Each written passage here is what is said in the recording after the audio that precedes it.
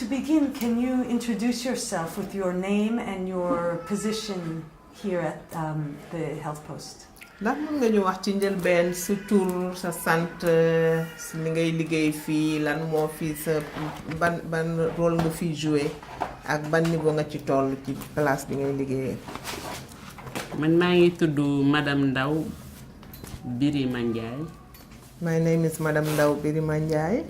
Sage-femme di liggéey fii ci poste de santé Nimzat. I'm a midwife and I work at this center in Nimzat. Rôle bi ma fii taxawee comme maîtresse sage-femme. I am the senior midwife. Fii nag liggéey bi ñu fiy liggéey mooy poste de santé la bu nga xamee ni dafa am infirmerie boo xam ne infirmier bi moo ko gérer chef de poste ak maternité bi nga xam ne man maa ko gérer en tant que maîtresse sage-femme. liggéey bi nag ni mu taxawee mooy lépp lu laal ci SR mooy santé de la reproduction dañ koy def fii. dinañ fi def consultation CPN consultation gynéco mooy jigéen yi nga xam ne dañuy am ay problème dañ fi def planning familial dañ fi def accouchement. ma jox ko loolu déjà. This is a health post and we have a nurse, we have a midwife, and the midwife heads the maternity ward, and that is my responsibility as the head midwife here. We also have reproductive health services. We do examinations, we do gynecological examination for women, and we do family planning, and we also deliver women here. How do women and girls in this area learn about family planning? soxna yi ak xale yu jigéen jagamaar yi ci gox bi ñoom nan la ñuy xamee ne fii am na programme planning familial. waaw parce que si début bi ñun dañ doon liggéey ak école yi dañ doon dem foofu dafa def ay causeries église bi centre ado yi parce que am nañ formation pour les ados donc si causeries yooyu ñu doon def ak ñoom dem si école yi seen kii yi ñoom si lañ xamee ni fii am na centre planning familial. am na benn formation sax bu ñu recevoir pour les ados mais ba léegi kiyeguñ ko pour gën koo yaatal ba nga xam ne ados yi au lieu que ñuy dem ba fële ci centre bi dafa xaw a xëcc dinañ mën a ñëw fii am benn temps bu ñuy def ak ñun pour di waxtaan ak ñun ak yépp. At first, we started working with schools and the church and the adolescent centers that we call Centre Ado, and we organized talks with them to inform them. We even had a training program that was specifically designed for adolescents, but we haven't launched it yet. And have you seen an increase in the number of women who are seeking family planning methods here now? ndax bi nga tàmbalee ak léegi seetlu nga ne limu jigéen ñi ñëw di soxla planning familial yokku na wala déet? waaw mun nañ wax ne si année yi vraiment dafa yokk. yan année? si 4 ans yi. li si gën a kii mooy ci 2 ans yi nii vraiment parce que ni ñu booster planning bi ci 2 ans yi gis nañ si njariñ ak jigéen yi. parce que bu njëkk ba recrues yi bariwul woon soo daan am ay 30-20 mais léegi recrutement yi mun nañ dem ba 100 femmes par mois. At the beginning, I can say that we have noticed increase in the number of women who seek family planning services within the last 2 years, and even within the last 4 years. Because before, they were not that many. They were just maybe around 20 or 30, but nowadays we have up to 100 and plus women. That's 100 plus per month, per week, per day. ndax téeméeri nit yooyu yokku léegi 100 yi ngeen nekk ndax 100 yi dafa yokku par mois la wala par semaine wala par jour avant 20 30 ngeen doon am léegi am ngeen jusqu'à 100 femmes ndax 100 yooyu c'est par weer wala par semaine wala par jour. Parce que actuellement nii planning bi recrue mooy ñooñu nga xam ne dañu bees ñëw pour def ci planning bees bi mun na nekk koo xam ne musul def wala koo xam ne dafa arrêté woon ñëwaat di commencé waat ñooñu lañ ni léegi mun nañ dem ba 100 et quelque mais suñu xaymaa ñi nga xam ne ñooy ñëw ci structure bi ci weer bi pour def planning dañuy dem ba 400 à 500 femmes dans le mois. Ouais. Parce que presque moo que visite bi la ñuy naatale léegi planning bi moo ëpp. Par mois. Actually, if we talk about the number of new clients can go up to 400 per month because we do both family planning and consultations, examinations, maternity activities for those women, the new recruits. But otherwise, yeah, the figure of 100 is just the normal figure that we have. What do you attribute the change to? Why are more women coming to get family planning? coppite boobu nga seetlu ci soxna yi di gën a ñëw di yokku seen ñëw di yokku fii lim bi di yokku lan nga yaakaar ni moo ko indi lan nga yaakaar ni moo tax jigéen ñi di ñëw te gën a bare ci li ñuy ñëw. jigéen ñi bu njëkk ba ñu bari xamuñu woon planning amoon nañ ci ay lu ñuy ragal ak ñàkk xam-xam mais ak projet UCI bi nu mu ñëwee nii causerie yi consultation foraine yi parce que bu fekkee ni par exemple mobilisation sociale la ñun dañuy dem bu ñuy demee dañuy expliquer femmes yi publiquement donc ñoom dañuy gën a am confiance pour ñëw suñu demee ci causerie yi 2015 bi doon nañ fi def ay niche chaque niche dañuy dem ay organisation la plus un groupe théâtral expliquer femmes yi donc buñ fa jógee ñi nga xam ne ñoom ñoo assisté woon ci niche yëpp te fekk na ñàkk xam-xam wala ay rumeurs yu ñu doon dégg ak yooyu moo taxoon ñëwuñu dañuy ñëw. Ensuite bu ñu ñëwee fii dañ leen faciliter tous les kii parce que duñu kër bi duñ leen ci boole dañ leen jël en charge rapidement à toute femme yi fii ñëw n'importe quelle heure sage-femme bi nga fi fekk daf lay defal méthode bi nga bëgg. donc dañ leen faciliter tous les accès. renseignements doo rang dama dem ba même les femmes qui viennent pour des renseignements ils n'achètent pas de ticket. ma jox ko loolu. Before, women did not know, and that's why they didn't come as many as they are coming now. They didn't know, they were afraid. But since the issue initiative started, and we started organizing talks and social mobilization activities, that increased the number of women. We also had what we called niche and playwrights and theater and that helped rumors to be vanquished. Women were not afraid anymore. And then they were given priority when they come here. We eased things for them. When they come, for example, they don't line up, they don't wait in line. And whoever they find here can help them out with whatever their need is. It can be the midwife or the nurse. So since we eased access for them, they're coming in greater numbers compared to before when they were afraid and didn't know, didn't have the information. Before going into why they were afraid, I just want to back up for a minute and ask about the population here.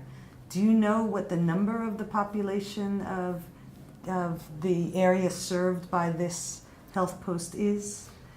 And can you describe the kinds of economic and social conditions here? laata may delluwaat gannaaw pour laaj lan moo tax jigéen ñi ragaloon ci njalbeen ma bëggoon la laaj rek ndax ñi dëkk ci gox bi ndax xam nga seen lim population bi ñan la lan mooy seen situation économique seen mën-mën seen kàttan ci mbirum koom lan mooy seeni jafe-jafe ndax mun nga ñu wax lim boobu ñi nga xamante ni ñoom ñooy ñëw ci centre bi ci gox dëkk ci gox bi caractéristique gu nit ñooñu population boobu. parce que fii population boo xam ne mun nañu wax ne vraiment c'est une population pauvre. amuñu. loolu moo gën a waral ñuy organiser ñun gratuité yi. parce que suñ ko deful dinañ bëgg mais duñu mën. infirmier bi aussi vraiment comprendre na population bi parfois dama koy suggérer ay cas yoo xam ne dama koy wax ni ñu jox ko méthode bi 200 lay jar wala 500 moo gën ñu bàyyi ko mu ëmb te du am lu mu jëndee ordonnance bi. day d'accord femme bi dañ koy defal gratuite mu dem. bàjjenu gox yi aussi femme bu ñu rencontré ci biti gis ne problème mu moyen moo tax mënul ñëw dañ may téléphoner man leen na ñëw su ñëwee dinañ ko defal gratuite. Now, parce que ñun suñu objectif mooy que femmes yi au moins pauvreté bi bañ leen tax ñu mën a accéder seeni besoins pour PF. I can say that overall the population in this neighborhood is really very poor. And that's why we are trying as much as possible to have them have free access to our services. I always explain to the nurse how she can try and understand the population, and once she understands who that person is and what her situation is, what her financial means are, that helps us decide about the method to propose to that woman. Because if it is a method that she cannot afford or cannot renew, then it doesn't make any sense to suggest that one. So that helps us in our decision making in those terms. The Bajan Goh also sometimes call and inform us about the situation of a particular woman, which helps us also decide whether it's going to be free for that person or not, and if it's going to not be free, whatever method that's accessible or available to her or easiest for her to perform. So you can decide to waive the fees for a woman coming to this health post? ndax bu amee jigéen bu ñëw fii te nga gis ne kii dafa néew doole amul ndax yow mën nga décider ne kii du fay. Si. Yes. You were saying that some are afraid to come for family planning. Why are they afraid? mu ni ca njëlbeen da nga doon wax di ne dafa am ñu nga xam ne dañu ragal a ñëw pour wut planning familial fii lan moo tax nga yaakaar ne looloo tax ñu ragal. non gis ñu ku leen sensibiliser ñi ngi gis quelques portions femmes yi nga xam ne def nañ planning bi am ci ay effets secondaires ñoom loolu la ñuy jàpp. léegi problème boobu moo taxoon ñoom ñuy ragal pour ñëw mais bu ñu leen sensibiliser am na yenn saa seen jëkkër yi ñooy bañ. bu seen jëkkër yi bañee ñun dañ fi ñuy jaral. convoquer jëkkër ji wala jox ko numéro téléphone et tout pour expliquer ko. mais tout le temps bu ñu leen expliquer. dañuy gis ne jëkkër ji daf lay porter garant pour wax la ni kon mun nga ko defal comme que yow wax nga ni baax na. mun na def. At first, they were afraid because there was no awareness raising, there was no sensitization. They didn't know about it. And they had heard rumors also about side effects from the different methods. And sometimes also husbands opposed the decision to have family planning. So that's when I would intervene and call in the husband and talk to him and explain. And most of the time they would agree as long as I was telling them that it's safe and good for the woman, then they would accept. What were their reasons, the husband's reasons for opposing it when you spoke to them? laata nga doon waxtaan ak borom kër yi ñoom lan moo taxoon daawuñu d'accord daawuñu bëgg seen soxna yi di def planning avant nga leen di expliquer yow. parce que waxoon nañ leen ni planning baaxul daf leen di indil feebar. ñu góor ñi waaw su dee méthode bu nekk ñoom am nañ benn artiste bu ñuy expliquer ni loolu lay indi donc ñoom dañuy rester pour bañ seen jabar def loo xam ne daf koy indil feebar. yeneen kii mooy si diine yi lañ doon jaar pour wax ni diine bi daf ko bañ bugg ko ak lii mais ñun tout le temps suñuy def causerie wala niche wala mobilisation sociale dañuy ànd ak nitu diine bi ànd ak chef de quartier bi ñun suñu waxee li nga xam ne mooy suñu domaine technique moom day jël domaine diine bi mu wax ci chef de quartier bi aussi day wax ci pauvreté bi ak quartier bi nu mu tëddee que ni il faut ñoom ñu jàpp ci pour loolu ñu donc su ko defee ñun dañuy lancer des questions et réponses yoo xam ne ñoom ñoo koy lii su ma waxee lan ngeen xam ci planning ñoom dañuy expliquer liñ ci xam ak liñ ci ragal ñun ñu apporter leen ay réponses ak ay éclaircissement donc suñ fa jógee ñooñu ñëpp dañuy gis ne dañuy ñëw def ko sans problème. So at first, my husband would oppose family planning because they would just say it's not good and it provokes diseases and that religion didn't allow it. Once they say that, we start our sensitization program with them. And when we have those sensitization sessions, we're generally accompanied by religious leaders, the chef de quartiers, and people in the neighborhood who can give their opinion. Like the religious leaders will say how the religion is against or not against family planning, and the chef de quartier will explain the economic situation of the neighborhood and why it induces the necessity for family planning, etc. So once they have all this information from us, the specialists and experts in the matter, from the religious people and from the chef de quartier who talks mostly about the economic situation of the neighborhood, most of the time then they agree to let their wives do family planning. So what are the big challenges that you still face or that you think women are facing to access family planning? Ndax am na ba léegi ay jafe-jafe yu nga xamante ni ak wala ki gàllankoor yoo xam ne jigéen ñi wala yéen a ngi jànkuwante ak ñoom fii ñu tollu tey. non jafe-jafe moom du ñàkk ci liggéey boo gis. parce que totalité population bi mënuloo ko toucher. mais tout le temps ni ñuy demee ñun li ñuy essayer mooy à chaque problème ñu jéem a régler problème boobu pour réduire au moins le nombre bi nga xam ne ñoom ñooy résistants pour bañ a def. mais jafe-jafe bi moom du ñàkk. Yeah, you cannot avoid challenges. There are still challenges, and you simply because you cannot reach everyone, you cannot reach all the population. So we'll always have challenges, and they are part of the work, and they take them as that.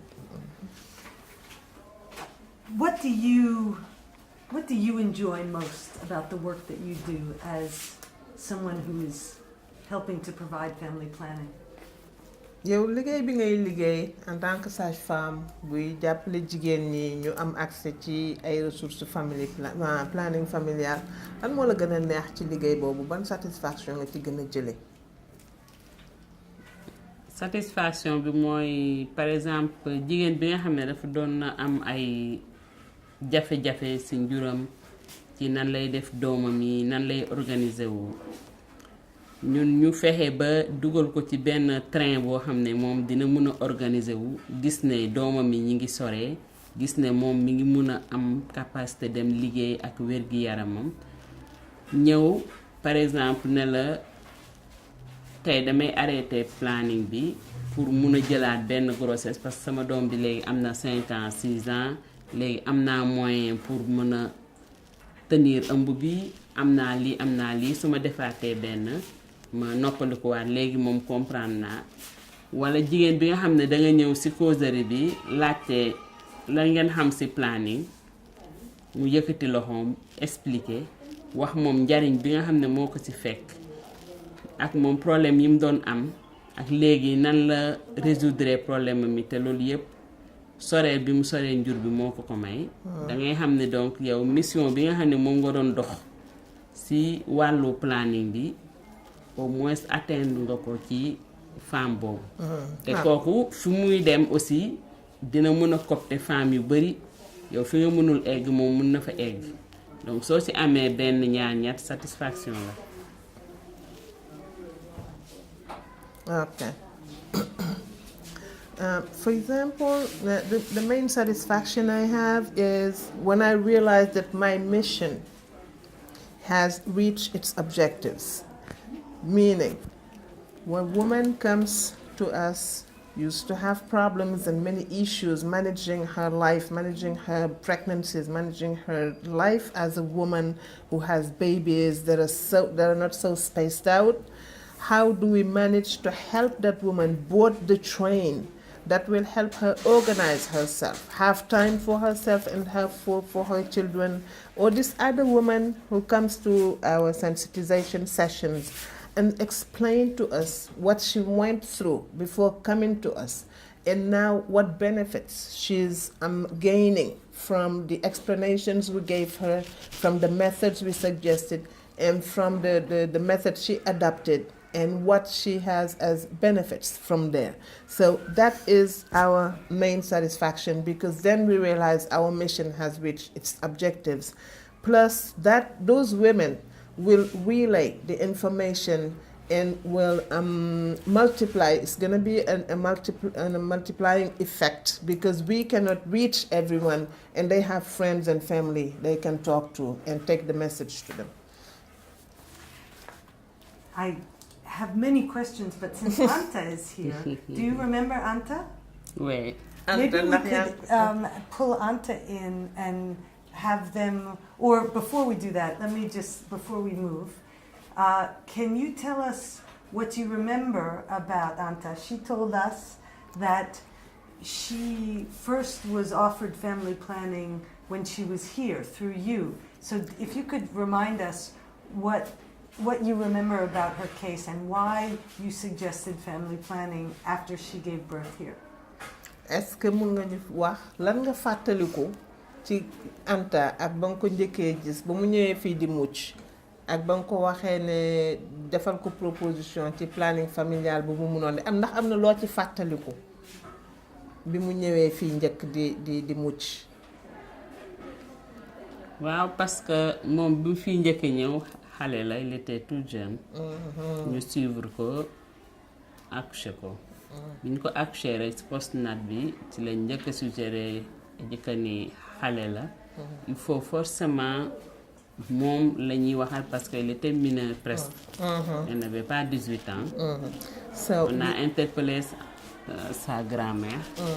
parce qu'elle est avec sa grand-mère. ñu expliqué ko tout mu accepté ñuy def suivi. même su ñëwul dañu yónni kenn na ko Anta rendez-vous am jot na ñëw. après finalement loolu lañ ko ba mu kiyaat ñu xool ne mun na jëlaat grossesse ñu wax ko mais entre deuxième troisième bi dafa xaw a am foofu tuuti échec. mu jëlaat kii bi mais depuis loolu mu ngi suivre carrément père. The first time we met with Anta, she was delivering. She was so young. She was very, very young. And that's why her case was pretty special to us. So we delivered her and called in her grandmother, because at the time she was living with her grandmother. And we explained to her and to her grandmother what the situation was and how we think we could help her protect herself from another pregnancy, and suggested the family planning method. They both agreed. At some point, she traveled and we lost her. And that's when she had the second pregnancy. But since the last time she had a baby here, she's been doing very well. And even when she doesn't come, we send people to call her and remind her of her of the date she has with us. So she was a special case because she was very, very young at the time. So how does it make you feel now when you see Anta's doing well? She's stopped at 3 children for now. She's doing better. How does that make you feel as a midwife? nee na yow en tant que sage-femme bu jàppale woon Anta bi muy soogam ñëw boo ko xoolee léegi lan la lay def nga gis ne léegi ñetti doom rek la am pour l'instant fa la yamagum moo ngi nekkaat ne tuuti léegi yow ban sentiment la lay jox. non sentiment de fierté parce que sage-femme lañ mais yaay lañ aussi. waaw il faut ñu jouer deux rôles yooyu suñu sañoon jigéen bu ñu suivre soo fiy ñëw pour des problèmes minimes mais pas pour feebar. waaye donc loolu moo tax satisfaction rek lañ siy jëlee. Great satisfaction with lots of pride. I'm very proud because I'm a midwife, but I'm also a mother. So helping her out was really great satisfaction because we'd rather have someone come here and help them out instead of seeing them sick. Anything else you want to? No, I think it was really good. No, Okay. it was perfect. Thank you so much. Merci. Soxna Anta jërëjëf.